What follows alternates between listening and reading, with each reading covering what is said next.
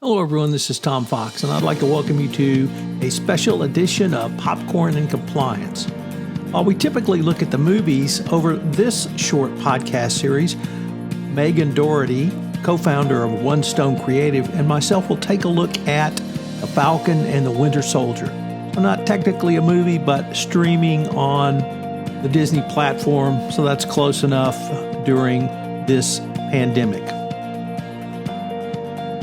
Over this series, we will take a look at the storylines, some of the cookies and other cool things. We'll describe the great action scenes from each episode, and then we'll take a look at issues raised by each episode. It's going to be a lot of fun. We will take things from the societal angle, from the social justice angle, from the MCU angle, and perhaps even from the compliance angle. But if you're an MCU fan or you're a compliance fan, I know you will enjoy. In this episode, Megan and I look at episode 5, The Truth, The Falcon and the Winter Soldier.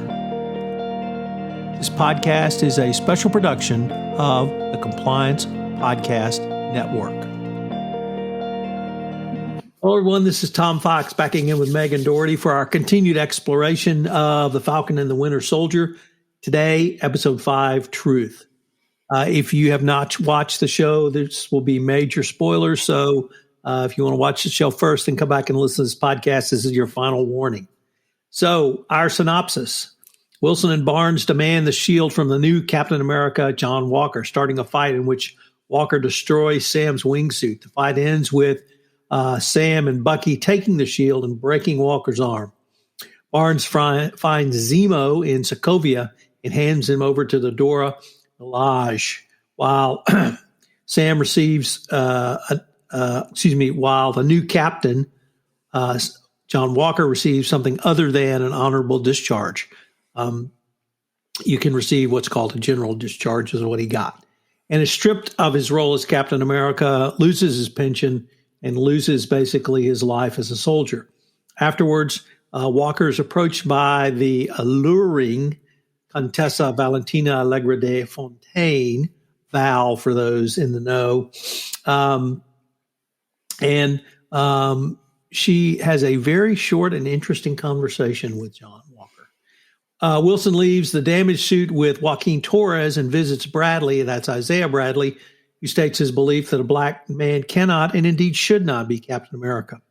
Sam returns home and helps fix the family boat with the assistance of many locals who, as well as Bucky, who shows up and delivers a briefcase from the Wakandians to Sam.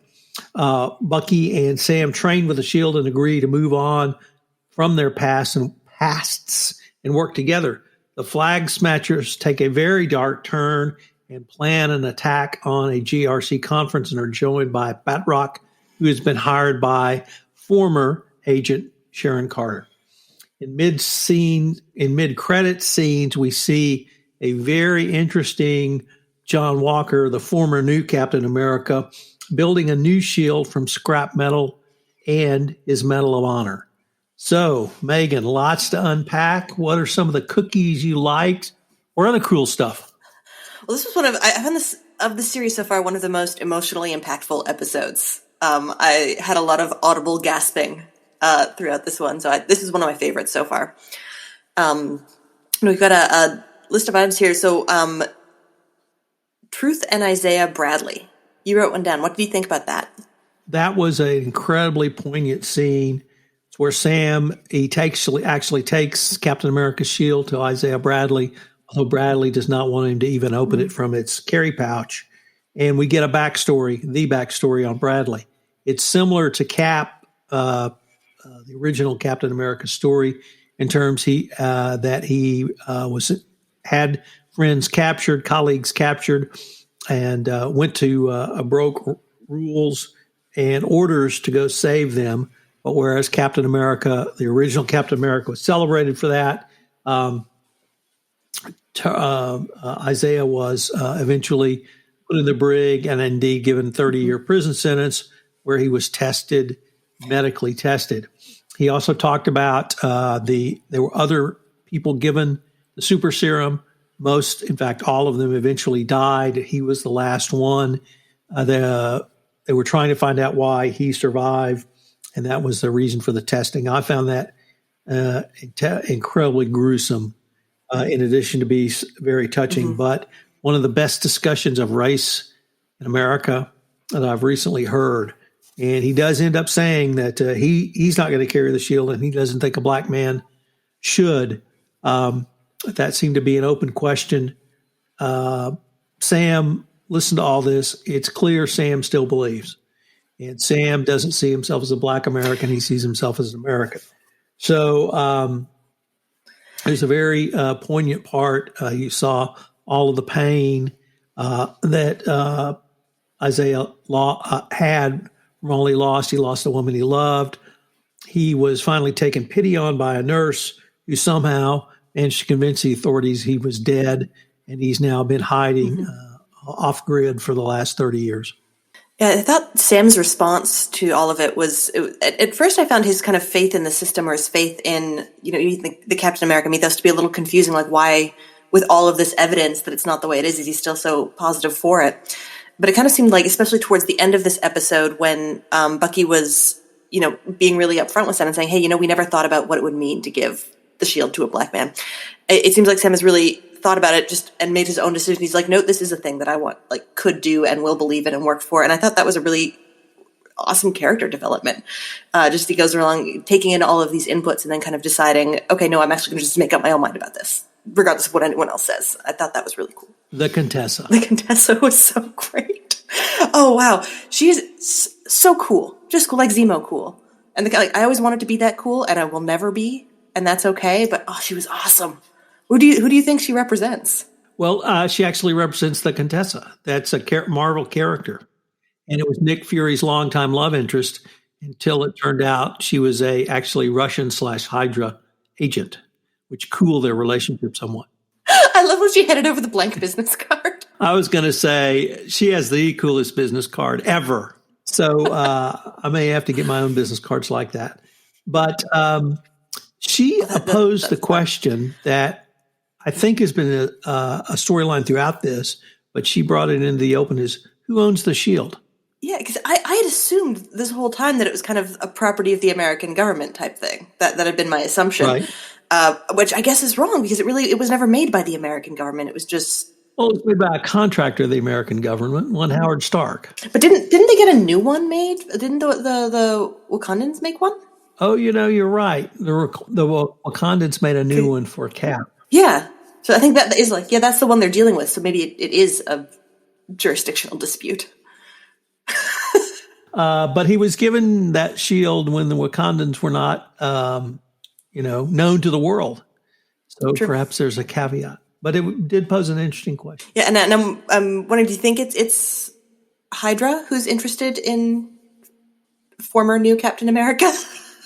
The pronouns are getting confusing with this one. Well, and we haven't seen explicitly Hydra yet in any of this. They've obviously been referred to, and they said Hydra had an interest, obviously, in the super soldier serum, but they're there somewhere. There is a there. Actually, the next scene was Bucky and Zemo, and I really enjoyed this scene. Zemo is very cool. He accepts, his fate. It's not clear to me if he accomplished everything he wanted to in this but short-term escape. But I was a little surprised the Wakandans didn't take him back to Wakanda for prison. They're sending him to the raft, and as we all know, raft can be broken out of. Yeah, and that also makes me wonder, then is there some kind of treaty agreement? Because who owns or administrates the raft? Is that an American installation, or is it an international installation? It's UN. It's UN. Okay, so it's an international installation. Right. So now we come to your favorite part, Louisiana, and the men being, vulnerable. I loved everything that happened in Louisiana. And I said this before recording, so I'll say it again. There is little that warms my cold, dead heart more than watching big, tough, manly superheroes get really vulnerable and talk about their feelings with each other. Healthy examples of male friendship are good for the world. I'm just going to put that out there. And it was lovely to see them really connect and help each other and be kind. Bucky flirting with Sam's sister was just delightful. All the boat scenes were great. Watching them just like work together on it, like I'd watch that spinoff, Forrest Gump style. Yeah, don't mess with my sister. She can't be messed with. She's the toughest of all three of them. That's true. Hands down. That's true. But I was really taken by the scenes immediately before they started practicing with the shield. And that's where I thought Sam really confronted Bucky and confronted him in a way that you may think you're making amends, but you're not. You're just salving your own conscience. And that's not what an amends is designed to do. An amends is there not as an apology. It's to truly make amends to the person you have harmed or damaged. And he confronts Bucky that he has to do that. And I think we all know who that number one amends has to be. But I thought it was still very, very powerful. What were your thoughts on that? Oh, yeah, it was really nice because Sam has the background as a PTSD counselor, right? And he's done all of this work helping people get over the trauma and the bad things that they've had to do. And it was really nice to see that come into play in their relationship. It felt really appropriate. And I think Bucky really needed to hear it. And it's nice that they've kind of come to a point where they can be so upfront with each other. And actually just talk about these things rather than snarking at each other. The snarking is great, always more snarking, but this was good. This felt like a real relationship and growth. And now I think they can actually effectively work together and achieve some actual goals. So the gift from the Wakandans. We saw the case. We saw Sam open it, but we didn't see what was in it. And also, the stones on him to ask a favor of the Wakandans after everything. Wow. Pretty impressive. Sam had his wings damaged by the new Captain Walker in the opening fight scene. And he gave those to Torres with the at least apparent assumption that Torres would become either the new Falcon or somehow incorporate those into a new character that he would become. Now we have Sam with what we think, and I emphasize think, are new wings. And I guess the question I wanted to pose to you, Megan, is it's not, are we overanalyzing it? Are we underanalyzing it? I mean, are we looking to see something we expect to see, but we're going to see something completely different when we see what's in the case? My first thought wasn't actually that it was new wings, unless they're America wings. Because I kind of, my immediate assumption was that, okay, they've made him a Captain America in a suit just for Sam. And I thought that's kind of what this whole arc is coming to. But he did really, because he seemed to kind of move away from wanting to be the Falcon. You know, he said to Torres, you keep it. And Torres was so cute with the wings. Like, he really loved them. There was so much tenderness in this episode. But yeah, so I kind of think it's either something totally new or it's a new Captain America suit. Ideally winged. I would agree with that. And then what did you feel anything when we saw Walker, the new Captain America, making the new shield? I still have so many mixed feelings about the whole downfall of new Captain America, because like plainly he was wrong and he needs to, have consequences for the terrible, terrible actions. But he was just chewed up and spit out by the people who created him. That it's possible to have some empathy for that. Making the shield really reminded me of the first Iron Man, just the way they had framed it and the way he was kind of putting it together. So that was kind of interesting. But I think this is the building of a new supervillain. Well, I would agree with that. I would perhaps put a more of an American face on this with the following observation that before people go out and engage in mass murder with guns in America, they tend to put on their uniforms, put on their medals, and they go out in a blaze of glory. And when I saw that he had put his Medal of Honor on that shield, I really felt like he's getting ready to end it all, and he's going to end it all as a soldier, and it's going to end poorly. I guess that's really telling, isn't it? Again, the difference between how Walker's been treated and how Bradley was treated. Yes, it was a public shaming, but they let new Captain America just walk after an incredibly public brutal murder. and they had, for just, following orders and saving colleagues, put Bradley in prison for 30 years. They're very much asking for this blaze of glory to happen, and that's bad. So you had a note that I was very intrigued with, and it's actually a question. Did Batroc deliver some type of brainwashing device? So what's the genesis of that thought? Well, I was wondering because I think it must have been, maybe it was weaponry, but when the Flag Smashers were in that park in New York and they sent the text message, everyone kind of in the park stood up and took action, and it just seemed like this was almost like a brainwashing or a mind control type thing, because everyone was sort of moving in unison and looking up and moving at the same time. And it could have all just been pre-planned, and this was the signal that had been arranged, but I felt like that hadn't been established. So yeah, my mind went to maybe this is some kind of Loki-style brain control.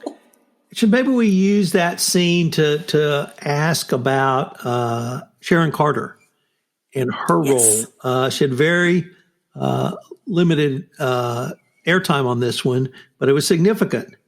And so what did you think about Batroc? Is she the puppet master? Is she deeply undercover? Or did you have some different thoughts this time? Well, she seems crime bossy to me. Probably, I don't think she's the power broker anymore, but I think she probably works directly for the power broker. And she very much seems to be, C-suite level crime boss, if not the CEO.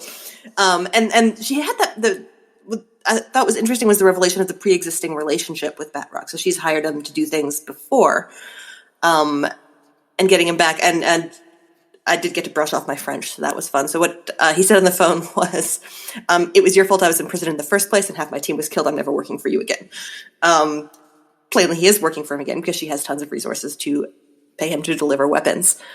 I hope we finally get a resolution next episode, because it's just been question after question after question about Sharon Carter. Well, next episode is the last episode, I believe. Teasing us with 6-episode season.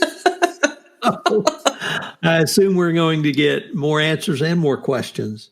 So what did you think about the reveal that we got that it appears Bucky and Cap conspired to give the shield to Sam, whereas before we'd sort of been led to believe it was Captain America only. I love that. That seemed really, really, I was not surprised by that. It made total sense that they had planned it out and talked about it. I think Bucky knew everything from the minute he went back into the time machine to deliver the time stones back. He knew what was happening. And I think their intentions were good with all of it. But as kind of we talked about earlier, they hadn't really considered what it might mean. They didn't have all the facts about what Captain America meant, and obviously couldn't foresee what the world would be like post-blip. This was a natural extension of two best friends for life. And that's what I really got from that, was that actually what I thought was Cap offered it to Bucky, and Bucky said, no, let's give it to Sam. And that because Bucky at that point didn't feel like he deserved it. I'm not sure he'll ever feel that way, given his life as the Winter Soldier. But I was also intrigued that Sam would have that conversation with him. Not Sam, excuse me, Cap. So that was a pretty poignant scene for me. And but it seems Sam is ready to take the mantle. Because what a training montage. What a training montage. That was great. It was just very, very cool. And I mean, I'd love if he was ready. And I hope the answer is like right at the opening of the last episode, because we need to know what was in that box. And I would really like to see him make a stand to the government who has been treating everyone so poorly, just across the board. And I think it'll be interesting to see, because the other kind of big issue, the Flag Smashers had infiltrated the GRC vote. This is now getting pretty high into terroristic activities, but ultimately for the same fundamental purpose that Sam is standing up for. So how is that going to play out? I can't wait to see. Is Bucky finally getting better? I think he is. I think through the power of friendship, he is healing.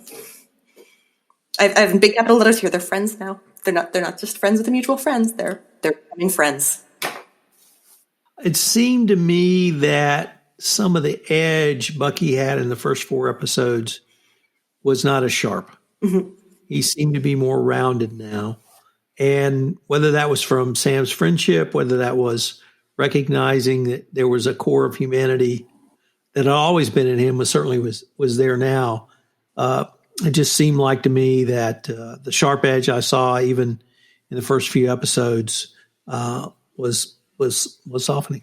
Yeah, and he seems like more centered and more grounded and just more confident. I think it's been a nice journey to watch as well. So unfortunately, we're near the end of this episode, and unfortunately, we're near the end of our 6-part series. Almost. One to go. One to go. So hope everybody's been enjoying this, and I hope you'll join us next week where we wrap it up. Till next time. This is Tom Fox again. Thank you so much for listening to this episode of Popcorn and Compliance.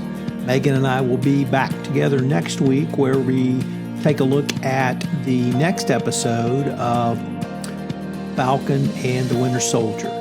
You should check out some of the other offerings on the Compliance Podcast Network. We have a new offering of Coffee and Regs, and we have Mo Forecast, the podcast from the Morrison and Forster law firm, hosted by fan favorite from the FCPA Compliance Report, James Koukios. Thanks again for listening. Please join us again next week. This has been a special presentation of the Compliance Podcast Network.